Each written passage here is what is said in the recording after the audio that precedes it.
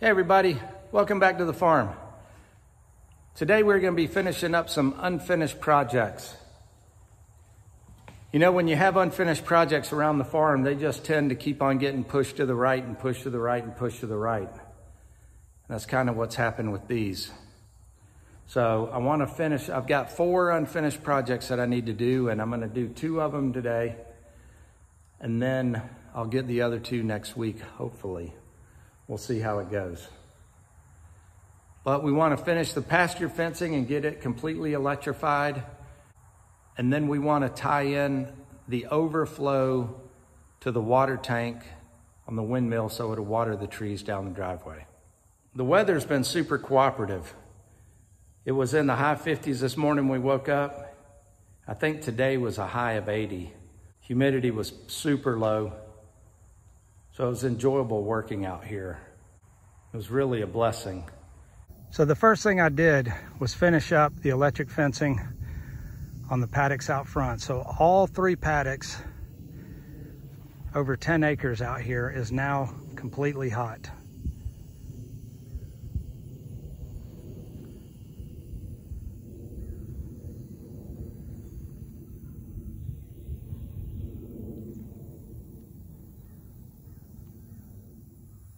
If you remember from when I built this fence last year, that I had the wherewithal to put the insulators around it and put the insulators at every post, because I knew at some point I was going to be coming back and electrifying this fence.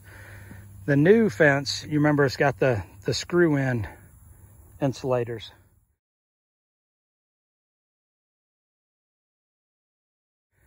But I'm going to tell you, these work just fine.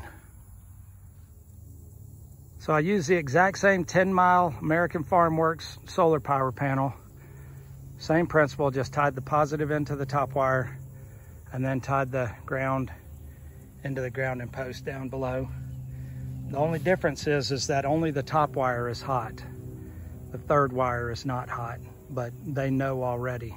Over at the barnyard, I tapped into number 3 wire, and if you remember, went down and dug a trench and then came back up over here and tapped back into number 3 wire. But the way I decided to do it over here was, it's a little different. I used a piece of insulated wire and I made it come all the way out to where if the gate, this is where it opens, if the wind blew it into this, I didn't want it to ground out or make the gate hot. So I tied it in, I used an insulator. It's kind of redundant. And then I tied in a piece of slick wire, and I went all the way across to, I just bought a handle, tied it into the handle, and then I did the exact same thing over here. Insulated piece of wire, insulator. I didn't have to go as far with this one because this gate isn't going to come this way because it's on a hinge. Put a piece of slick wire, and I put a loop on the end of the slick wire, and then that hook goes into it. And what that does is that jumps it from the top wire all the way over to there. Same principle. But the horses are pushing on the gate to get out, and they're turning around and they're rubbing their butt on the gate to scratch. So this will alleviate them doing that. So in this scenario, the gate is not hot. So if they wanted to push on the gate over here, they could in theory. But that gate over there being hot is going to teach them not to push on these.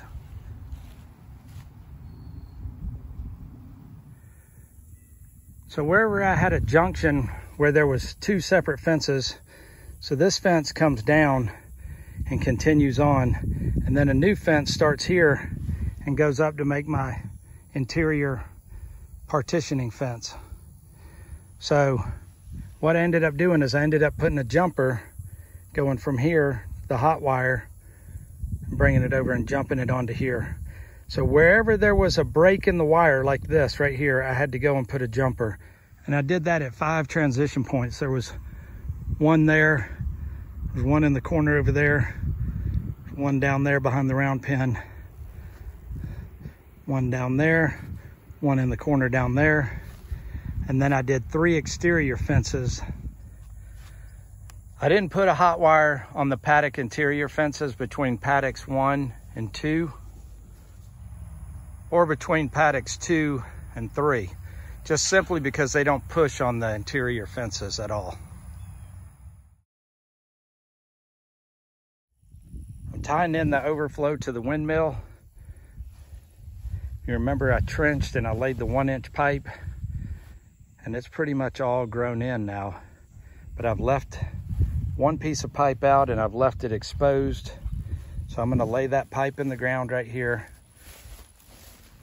I'm gonna drill in right below that flange. This fitting is just a 2-part fitting with a rubber gasket. I'm gonna drill a hole in the side of the tank. Screw that fitting in right there. I can literally screw PVC fittings into that. The well water is different than the city water. It's got these, I'm sure it's some type of algae, I'm just not sure, but it's just got a bunch of air bubbles in it and it collects on the side. And I guess I'm just assuming that when it dies, it floats up to the surface. And with the reflection, you can't see the bottom of the tank, but I promise you, you can see it. This is the city water, and unlike the well water tank over there behind us, this grows a green algae and the water turns green, and you can't, you know, there's no visibility.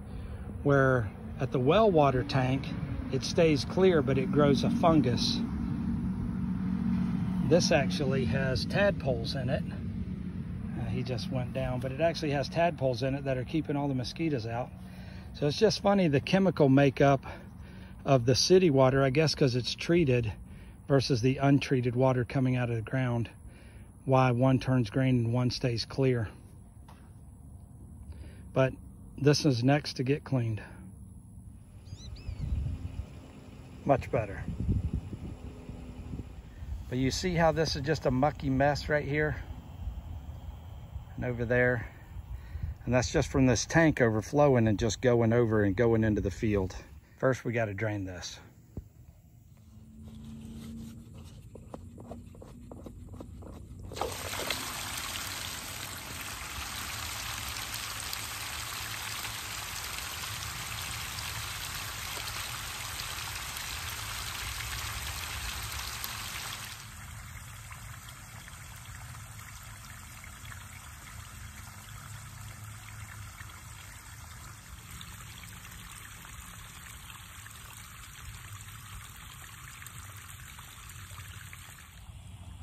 I'll take this over to the water hose and wash it out.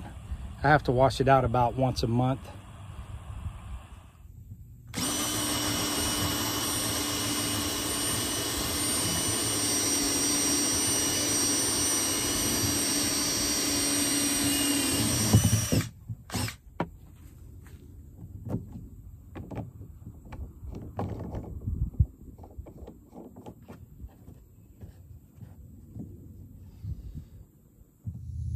So I screwed PVC into each side of the fitting,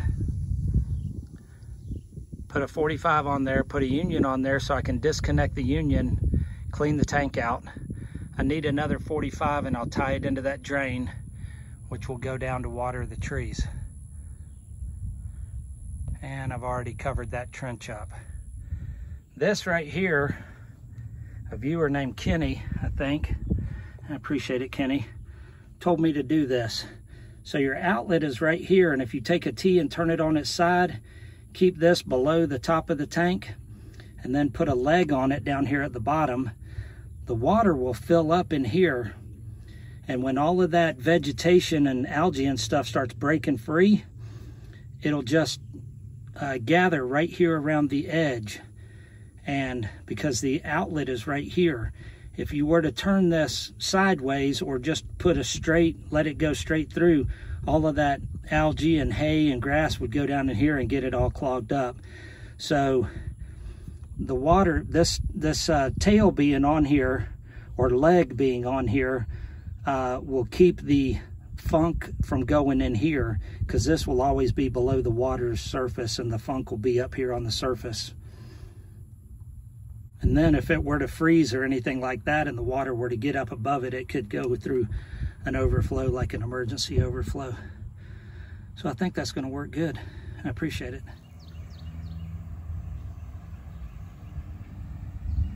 Drain's all tied in now. I just have to backfill this little bit of area right here. Trough's all cleaned out, filling up with water.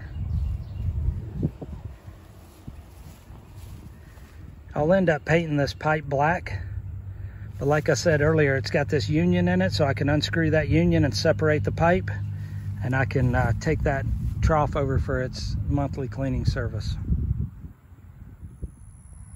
At full pool, does just what Kenny said it was going to do. So that way none of the grass and algae and funk's going to go down in there. I'm going to have to skim it off the surface because it's always going to be on the surface, grass and stuff, but at least it's not going to go down in the drain and clog it up. I think that's going to work well. Last night I stayed out here till well after dark, and I used my fence meter because it's got a light on it, and I wanted to see exactly how much power I was putting out because I needed to walk all around the 10-acre fence. And all the way around, I'm putting out 7,000 volts. That's real good. When I was checking the barnyard to see how many volts it was putting out and see if everything was okay over there, I heard Joy come up, the red mule, and I heard her snorting at the fence. So she could smell it or sense it or something. And then the baby Percherons walked up to it. And even though they're almost 1,100 pounds and bigger than Joy and Chief, I knew they touched it because they both took off running. And they only touched it one time. That's all it took. That's all it took. My buddy came out here. I was showing him everything that I had done. He had never been out here before. And I completely forgot that the fence was hot. And I leaned over to look at the water trough for the windmill to see how it was filling up. And I laid that wire right across my neck and got it 7,000 volts right in my neck. And it shot out my elbow, went through my bad shoulder and out my elbow. Felt like I elbowed a brick wall. We both got a kick out of it. My kick was a jolt, like a jump start. And then his kick was total humorous. So he enjoyed laughing at me, so I'm glad I gave him a good laugh. I needed some humor. It's been a rough 6 weeks out here, so I'm glad those projects are over with and behind us. Everybody's coming in for dinner tonight. So we'll get on the other unfinished projects and get those done, and then we'll be able to start fresh on some brand new projects. So appreciate you watching this week. As always, remember who you are. Be kind to those around you. Stand up for what you believe in.